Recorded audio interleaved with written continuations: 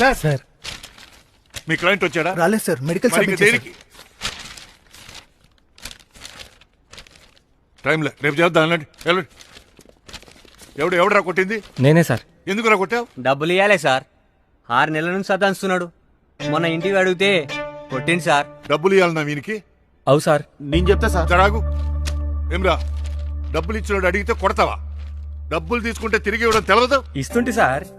పోయిన వారమే ఆకమిద్దాం అనుకున్నా, ఇవి అమ్ముతా అంటే ఈసారి పట్టుకోవేయండు, గందుకే ఇయ్యలే. ఏమవుతుంటారా?